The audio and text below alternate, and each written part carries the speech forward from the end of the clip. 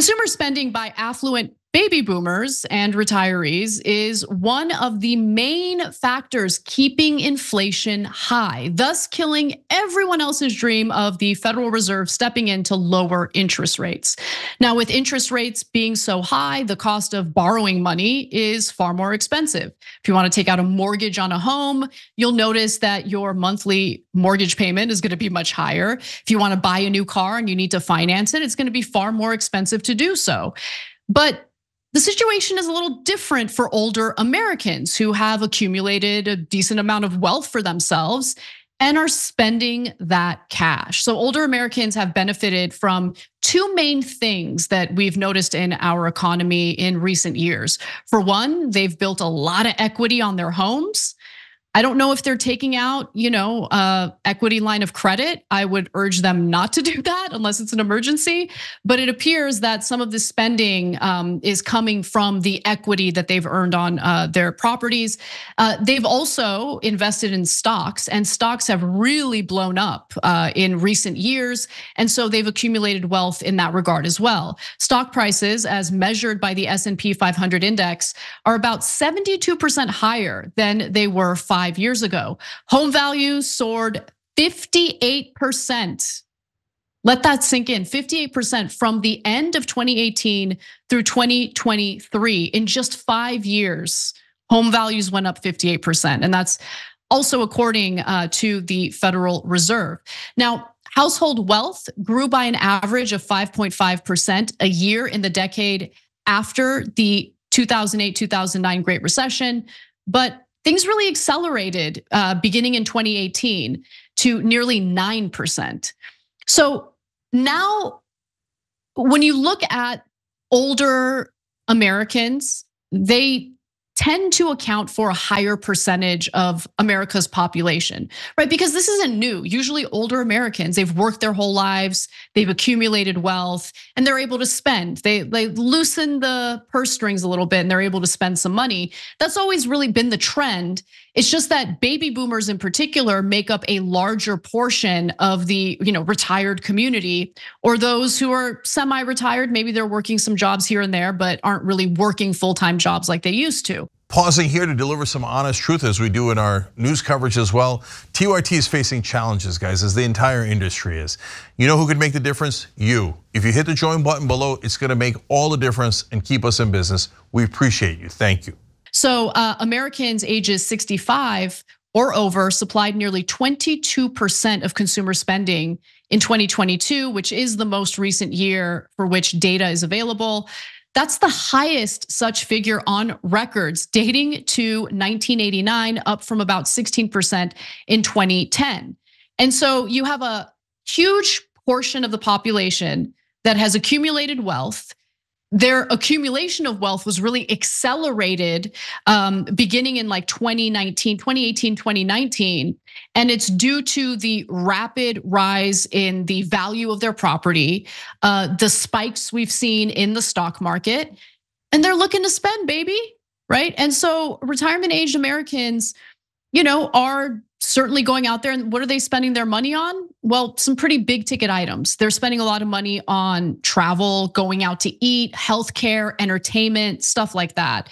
And so their spending is relatively immune to the Federal Reserve's push to slow growth and tame inflation through higher borrowing rates, because they rarely require borrowing unless, they're borrowing against their own home, which I want to reiterate is not a good idea unless they're borrowing against their home for an emergency or something like that.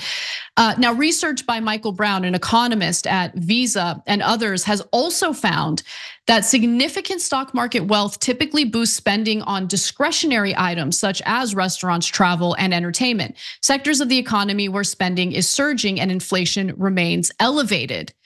So why is this relevant to you? If you're a young American, am I just trying to get you jealous with how much wealth that older Americans have accumulated and what they're spending their money on? No, it impacts you because the Federal Reserve had planned to lower interest rates at least 3 times this year. It now appears that that is unlikely to happen.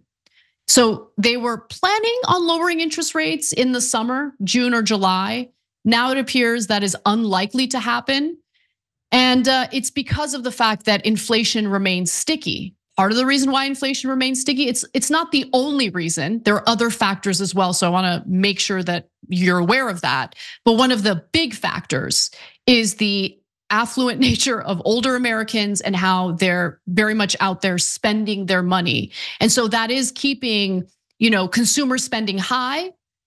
Obviously, laws of supply and demand. There's a limited supply, high demand among these individuals who have accumulated the wealth.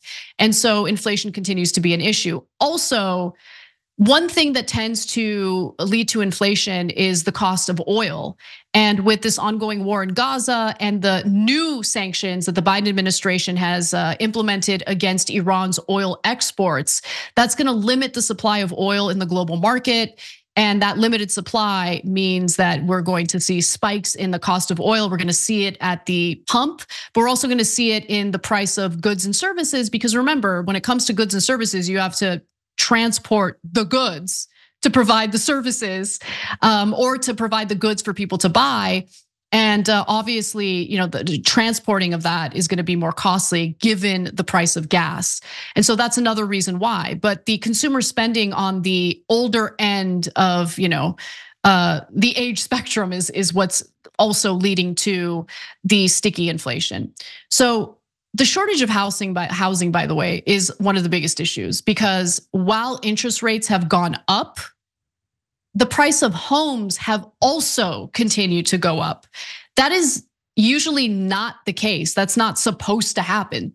The only time that happens is when you have a severe shortage of housing, and that's what we're dealing with right now. So you still see prices going up, but the higher interest rates have done very little to kind of control that situation, considering the fact that there's limited supply. People need to find a place to live. If they have accumulated wealth, they're more likely to be able to buy these homes. And by the way, of course, private equity firms buying up residential real estate that should be kept for Americans looking to buy houses is also an issue. Now, the wealthiest 1/10 of Americans own 2/3 of all household wealth. I want that to sink in because that is devastating. Still, wealth for the median household, the midpoint between the richest and poorest, rose 37% from 2019 to 2022, the sharpest rise on record since the 1980s, according to the Fed, to $193,000.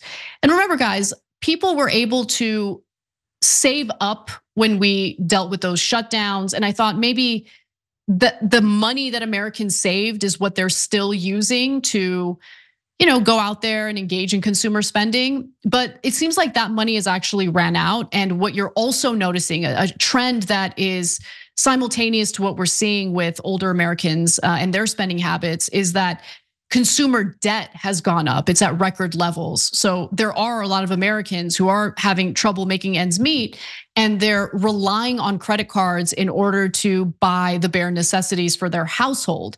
And so you do see this, two-tiered system where some portion of Americans are doing real well for themselves because of their investments, whereas younger Americans are struggling, just kind of holding on for dear life, hoping that there will be some rate cuts, but it seems unlikely that we're gonna get a rate cut in the summer. I'm not entirely sure, we'll see what happens. But one final thing I'll say before we wrap this up, because it's important.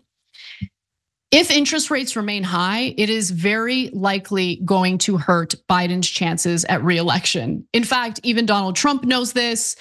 He has made some statements arguing that Jerome Powell is gonna lower interest rates to help Biden. There's really no indication that Powell's gonna do that. I will say though, Powell is not immune from political pressure at all. And Trump of all people knows that, because Powell was who Trump handpicked to be the head of the Federal Reserve. And when Powell was considering increasing interest rates under Trump's watch, Trump basically bullied the crap out of him to prevent that from happening, because he knew that there would be political ramifications for Trump.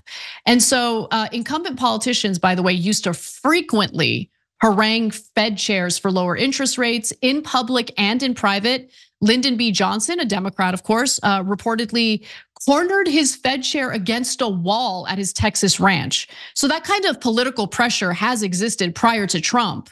But beginning in the Clinton administration, that culture kind of went away. Clinton was not willing to pressure, the head of the Fed to lower interest rates or prevent increasing interest rates. But then that new era was immediately squashed by Donald Trump, essentially pressuring Jerome Powell to keep interest rates low. And so if you enjoy the lower interest rates, you probably thought that was fantastic. The idea is lower interest rates do lead to inflation, but it does appear that even with the higher interest rates right now, inflation remains sticky. And one other thing that I'll note is, the older Americans, the retirees, the baby boomers who have accumulated this wealth, they're also kind of benefiting from higher interest rates as well. Because if they have savings, if they've invested in bonds, for instance, government bonds, higher interest rates typically mean higher yields. And so not only do they benefit from the wealth they've accumulated, but if they have the right investments that one would invest in at a time of higher interest rates, then they're very likely benefiting from that as well. Hell, I mean, if you even just put your money in a high yield savings account, which has absolutely no risk, you are earning interest on your savings. So if you haven't opened an account like that, please do so. It's an easy way to make money. Your money makes money for you. Don't just keep it in a low yield interest savings account. That would be a waste. But it is interesting to see the factors that are playing a role in the decisions that the Federal Reserve is making right now. Interest rates are absolutely crushing younger Americans. It is much more difficult to buy homes, much more difficult to get a loan to buy a car. And so people are just hoping for a little bit of, relief. And I'm unsure as to whether Powell is going to provide that relief before the election. We'll see. Thanks for watching The Young Turks. Really appreciate it. Another way to show support is through YouTube memberships. You'll get to interact with us more. There's live chat emojis, badges. You've got emojis of me, Anna, John, JR. So those are super fun. But you also get playback of our exclusive member-only shows and specials right after they air. So all of that, all you gotta do is click that join button right underneath the video. Thank you.